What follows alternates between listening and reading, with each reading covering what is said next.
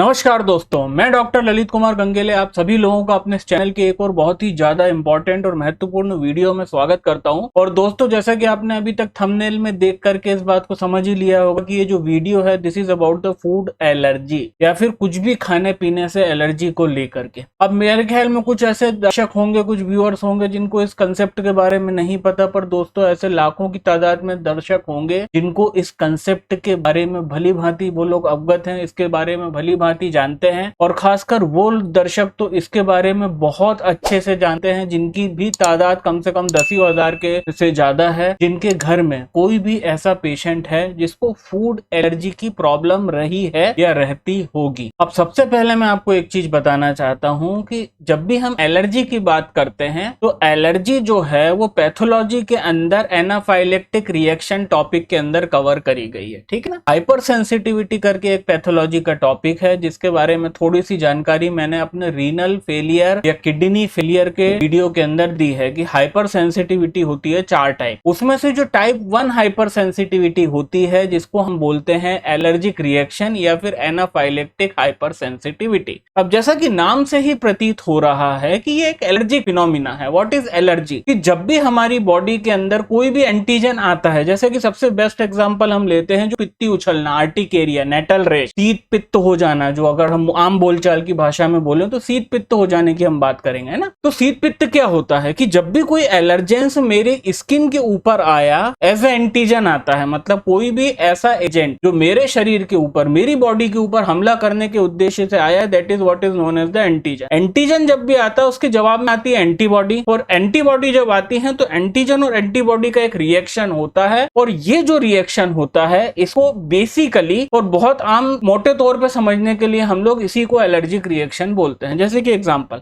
लोगों को डस्ट से एलर्जी होती है, तो जैसे ही धूल के कुछ कण, कि दीपावली की साफ सफाई करी, शेल्फ साफ करा, धूल थी, अब धूल उनकी नाक में गई, धूल उनकी नाक में गई तो वो धूल क्या है, वो एंटीजन है, वो ऐसे एंटीजन गई। अब एंटीजन गई, एंटीजन एंटीबॉडी रिएक्शन हुआ, अब उनको छींकें आने लग गई, उनको बहुत सारी छींकें आई, उनकी नाक बहने लग गई, नोजी निकलने लग गई। तो this is what is known as the allergy, ठीक है। दूसरा एग्जांपल कि यही डस्ट कई लोगों को स्किन एलर्जी के रूप में भी आती है, स्किन एलर्जी को भी ट्रिगर करती है कि यही डस्ट, कि दीपावली की सफाई हो रही थी, खूब सारी धूल बॉडी के अंदर लगी और फिर जगह जगह उनको देखा तो पित्ती जैसे उनको इरप्शन आ गए। वो क्यों हुआ? क्योंकि जो धूल है, जो एंटीजन है, वो जब हमारी स्किन के कांटेक्ट में आई तो वहां पे एंटीबॉडी ने उसको एज ए एंटीजन कंसीडर करके एंटीबॉडी ने एंटीजन पे हमला किया, और वही जो रिएक्शन था दैट वो टर्न हो जाता है इन the form of itching and eruption, allergic eruption. तो बेसिकली ये एलर्जी है और ये हाइपर सेंसिटिविटी का टाइप 1 होता है जो पैथोलॉजी का टॉपिक है, और इसको हम बोलते हैं एनाफाइलेक्टिक रिएक्शन या फिर इसको हम बोलते हैं एलर्जिक रिएक्शन। तो आप समझ गए। तो दोस्तों, जैसे कि अभी हमने 2 एग्जांपल देखे कि हमने डस्ट से हमने देखा नेजल एलर्जी की, नाक के अंदर एलर्जिक रिएक्शन ट्रिगर हुआ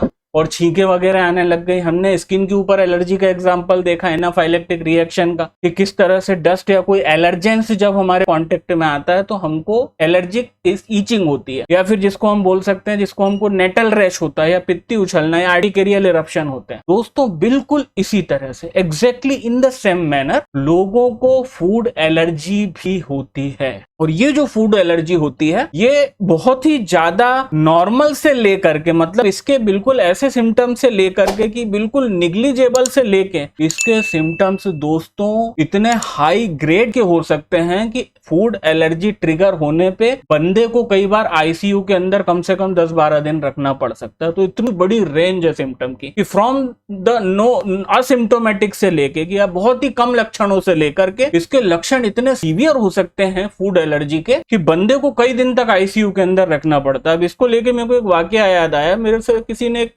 पेशेंट के बारे में चर्चा करी थी, हालांकि वो मेरे पास नहीं पहुंच पाए या फिर वो मेरे से इलाज नहीं करवा पाए, बट ये मेरे को वाकया एक मेरे पेशेंट ने बताया था कि वो बोल रहे थे सर इसका ट्रीटमेंट हो सकता है। कि एक छोटे बच्चे का केस था वो, जिसके अंदर उसको काजू से एलर्जी थी, कि मतलब आप मान लीजिए कि वो बिल्कुल चावल के दाने के बराबर भी अगर धोखे से उस बंदे को, उस बच्चे को काजू अगर चला जाता था तो वो उसको एलर्जिक रिएक्शन करता था। तो उसको स्किन के इरप्शन के साथ साथ मेनली उसको लूज मोशंस होते। तो दोस्तों अब जैसे कि हम लोग ने देखा कि जब जिस पार्ट पे एलर्जिक रिएक्शन होगा, जिस बॉडी के जिस पार्ट के ऊपर एलर्जी का या एनाफाइलेक्सिस का हम रिएक्शन देखेंगे, वहां पे उस पार्ट के ऊपर डिपेंड करता है कि सिम्टम्स क्या आएंगे। जैसे कि एग्जांपल हमने स्किन में देखा कि स्किन में ईचिंग के अलावा, इरप्शंस के अलावा कुछ आता ही नहीं है। स्किन डिजीज में सिर्फ हमको इरप्शंस दिखते हैं। तो इसलिए जब भी स्किन की कोई एलर्जी किसी बंदे को होगी, in that case we will see the some sort of the urticaria, पित्ती निकलना, नेटल रैश होना, ईचिंग इरप्शंस होना, खुजली होना, हम ये देखेंगे। अब जब नेजल एलर्जी की बात कर रहे हैं या फिर रेस्पिरेटरी ट्रैक्ट की, तो रेस्पिरेटरी ट्रैक्ट में एलर्जिक सिम्टम कहां से रेंज करेंगे, कितनी रेंज में होंगे? हल्की फुल्की सर्दी से लेके एलर्जिक अस्थमा, दमा तक, इसी के बीच में एलर्जी के सिम्टम हमको दिखेंगे। इन द सेम मैनर दोस्तों, जब भी एक बंदे को फूड एलर्जी होती है तो वो जो फूड एलर्जी है उसका मैनिफेस्टेशन दो रूप में हमको दिखता है। The first one in the form of the skin eruption due to any allergic food, कि बंदे ने एलर्जिक फूड खाया और उसके स्किन के ऊपर कई चीजें निकल आई। इसकी स्किन के ऊपर हो सकता है पित्ती निकल आई, अर्टिकेरियल रैशेस आ गए, या कोई और प्रकार के स्किन इरप्शंस आ गए जिसके अंदर उसको खुजली होगी। तो the first manifestation of the food allergy is in the form of the skin eruption, ठीक है। And the second manifestation will be in the form of loose motion, कि कोई बंदा अगर किसी स्पेसिफिक फूड आइटम के प्रति एलर्जिक है और अगर वो वही फूड आइटम खा ले, तो जो दूसरा मैनिफेस्टेशन प्रोबेबल हो सकता है कि उसको लूज मोशंस लग जाएंगे, उसको दस्त लग जाएंगे। और कई बार ये जो दस्त होते हैं ये बिल्कुल मिमिक करते हैं इन the form of the colitis. Colitis के पेशेंट में जैसे होते हैं दस्त जाना, उसके अंदर से हल्की फुल्की ब्लीडिंग होना, हीमोग्लोबिन का कम होना, तो जो कोलाइटिस का सिम्टम है कहीं ना कहीं कोलोन के इन्फ्लेमेशन के सिम्टम्स को रिप्लिकेट करता है फूड एलर्जी का पेशेंट। तो this is the second manifestation of that allergy है, और स्पेशली द फूड एलर्जी, ठीक है।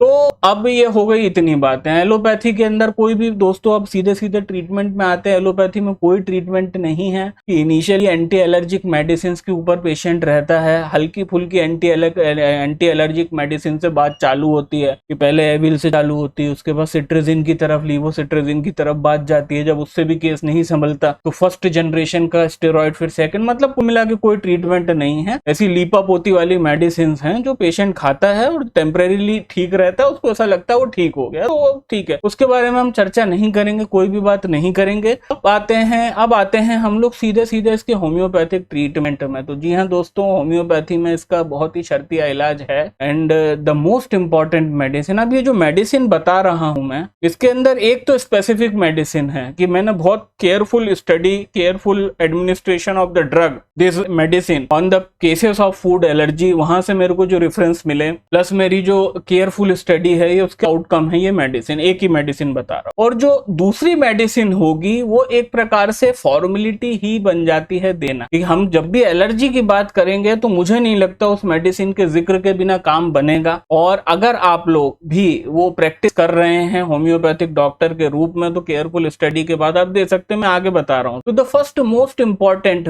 Very specific medicine in the homoeopathy indicated in the case of the food allergy is the antim crude. जी हाँ दोस्तों, antim crude in the 30 potency, 4 गोली दिन भर में 3 बार, कम से कम 1 महीने तक। मैंने टाइम भी बता दिया, 1 महीने लेना, 4 गोली लेना है, 3 बार लेना है, 30 पोटेंसी में लेना है, ठीक है। अब एंटीम क्रूड इसलिए कि मैंने बहुत केयरफुल स्टडी के बाद रिपर्टरी की, मटेरिया मेडिका की, उसके अलावा मेरे पेशेंट्स जो थे इस बीमारी के, उनके ऊपर एडमिनिस्ट्रेशन के बाद में नतीजे पे आया कि एंटीम crude is the most important medicine. The second medicine जो कि एक बहुत जरूरी मेडिसिन हो जाती है, that is the arsenic album 30। कारण है उसका, एंटीम क्रूड जो है वो बहुत डीप एक्टिंग नहीं है। आप पहली बात समझिए कि एंटीम क्रूड का जो होल्ड है बॉडी के ऊपर, जो कोई भी डिजीज के ऊपर, वो थोड़ा सा शॉर्ट टर्म है, वो कम समय के लिए होता है ना। और हम जो एलर्जी की बात कर रहे हैं, ये एलर्जी इस तरह की पेशेंट के अंदर होती है जैसे कि वो इसको लेकर के पैदा हुआ हो। तो हमें एक ऐसी मेडिसिन चाहिए थी जो एंटी सोरिक माइजम को कवर करे।